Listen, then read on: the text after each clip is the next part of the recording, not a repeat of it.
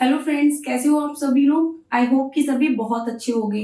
तो आज हम बात करने वाले हैं जो सीटेट का एग्जाम 20 अगस्त 2023 को होने वाला है, उसमें पेपर फर्स्ट और पेपर सेकंड की जो साइकोलॉजी में मोस्ट इंपोर्टेंट चैप्टर है थॉर्नडाइक का, उसके बारे में बात करेंगे। तो जो थॉर्नडाइक थे उन्हें मुख्य रूप से एक व्यवहारवादी के रूप में जाना जाता था, यानी कि जो हमारे थॉर्नडाइक हैं इनको व्यवहारवादी माना जाता था। और जो ये थॉर्नडाइक थे इन्हीं को पशु मनोवैज्ञानिक भी माना जाता था, यानी कि जो थॉर्नडाइक हैं इन्हें एक प्रकार से व्यवहारवादी माना जाता है और इन्हीं को पशु मनोवैज्ञानिक भी माना जाता था। थॉर्नडाइक जी को ही पशु मनोवैज्ञानिक भी माना जाता था। उसके बाद बात करते हैं जो थॉर्नडाइक ने जो अपना सिद्धांत दिया है उसका नाम दिया है प्रयास एवं त्रुटि का सिद्धांत। यानी कि जो इनकी प्रयास एवं त्रुटि का सिद्धांत है इसका क्या मतलब है। इसका मतलब है कि जो थॉर्नडाइक ने प्रयास एवं त्रुटि का सिद्धांत दिया है उनका मानना था किसी भी बालक को अधिगम करने के लिए सबसे पहले जिन जिन चीजों के प्रयास करने होते हैं, अगर उन चीजों को करते समय बालक किसी भी प्रकार की त्रुटि करता है यानी कि किसी प्रकार की गलती करता है तो वो गलती उसके नेगेटिव वे में नहीं जाती है, यानी कि उस गलती से बालक कुछ न कुछ चीजें सीखता है, ऐसा मानना थॉर्नडाइक जी का था। उसके बाद उनके सिद्धांत का दूसरा नाम है उद्दीपक अनुक्रिया का सिद्धांत। यानी कि जो थॉर्नडाइक ने अपने सिद्धांत को दिया था उसका नाम था उद्दीपक अनुक्रिया का सिद्धांत। उद्दीपक अनुक्रिया का मतलब होता है कि एक बालक अधिगम करते समय या कोई भी चीज अधिगम करते समय जिस उद्दीपक को प्राप्त करने के लिए जो अनुक्रिया करती है, यानी कि किसी भी उद्दीपक को प्राप्त करने के लिए की गई अनुक्रिया को ही बोला जाता है उद्दीपक अनुक्रिया का सिद्धांत। यानी कि जो थॉर्नडाइक है उन्होंने जो अपना प्रयोग किया था वो किया था भूखी बिल्ली पर। भूखी बिल्ली जो कि एक पिंजरे में बंद कर दी गई थी, यानी कि एक प्रकार से एक पिंजरा था जिसके अंदर एक भूखी बिल्ली बंद कर दी गई थी। उसमें यहाँ पर एक लीवर लगा हुआ था और इधर एक गेट। इसके बाहर एक मछली का टुकड़ा रखा गया था, यानी कि जो ये मछली का टुकड़ा है इसी प्रकार से एक प्रकार से हम उद्दीपक बोल सकते हैं, यानी कि जो मछली का टुकड़ा है इसे एक प्रकार से उद्दीपक बोल सकते हैं।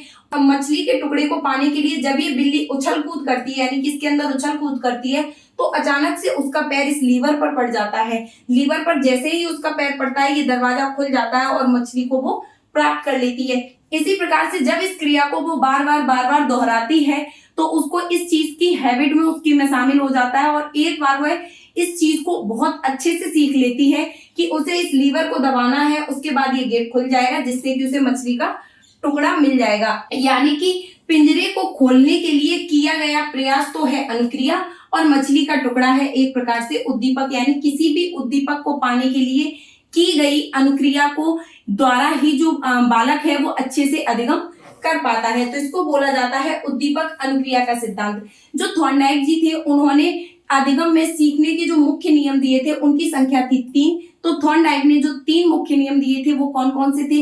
एक था तत्परता का नियम। तत्परता का नियम कहता है कि जब भी कोई बालक किसी भी चीज को सीखने के लिए अगर किसी भी चीज को सीखने के लिए वो तत्पर होता है, यानी कि वो कार्य करने के लिए रेडी होता है तो वो उस अधिगम को बहुत अच्छे से कर पाएगा। लेकिन अगर वो इस कार्य को करने के लिए रेडी नहीं होता है तो वो उस चीज को कभी भी नहीं सीख सकता है। उसी प्रकार से उन्होंने दूसरा नियम दिया था अभ्यास का नियम। उनका मानना था कि किसी भी कार्य को सीखने के लिए अगर बार बार अभ्यास किया जाए तो उस चीज को सीखना बहुत ज्यादा आसान हो जाता था, ऐसा थॉर्नडाइक जी का मानना था। उसके बाद है परिणाम या प्रभाव का नियम। परिणाम या प्रभाव के नियम का मतलब होता है, यानी कि जो सीटेट में क्वेश्चन आते हैं वो एक प्रकार से कॉन्सेप्ट बेस्ड क्वेश्चन आते हैं कि प्रभाव के नियम का क्या तात्पर्य था। प्रभाव के नियम को एक प्रकार से संतोष या असंतोष का नियम भी कहा जा सकता है। प्रभाव के नियम का मतलब था कि अगर किसी भी कार्य को करने के लिए अगर किसी भी इंसान को संतोष की प्राप्ति हो रही है, यानी कि किसी भी प्रकार की खुशी मिल रही है या किसी भी प्रकार का अच्छा परिणाम मिल रहा है तो वह उसको करने के लिए रेडी होगा। अगर उसका परिणाम उसे अच्छा नहीं मिल रहा है तो वह उस कार्य को करने के लिए रेडी नहीं होगा। यानी कि जिस चीज का उस पर जिस प्रकार का प्रभाव पड़ता है, जिस प्रकार का परिणाम उसके सामने आता है, वह उस कार्य को करने में उतना ही मन लगाता है, ऐसा थॉर्नडाइक जी का मानना था। उसके बाद बात करते हैं जो थॉर्नडाइक जी थे उन्होंने सीखने के 3 मुख्य नियम दिए, उनके साथ साथ उन्होंने सीखने के 5 गौड़ नियम भी बताए थे।